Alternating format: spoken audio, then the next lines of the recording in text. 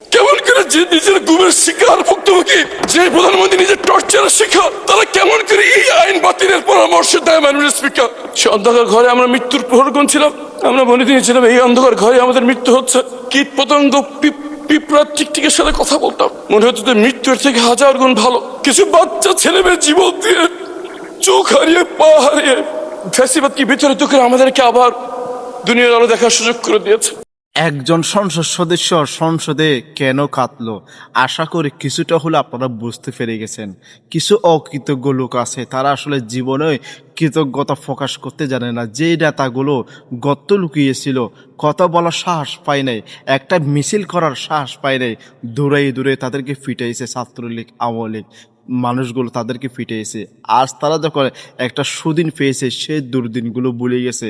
এটা হচ্ছে মেন কথা। একটা জিনিস কি জানেন, আমি সব সময় একটা কথা বলি, মুখের উপর মুকেশ থাকা মিথ্যা ছবির আয়না। যতই তুমি মানুষ চিনো, বেমানুষ চেনা যায় না। মুনাফেক চিনতে আপনি পারবেন না, স্বার্থবাদী মানুষগুলো আপনি কোনোদিন চিনতে পারবেন না।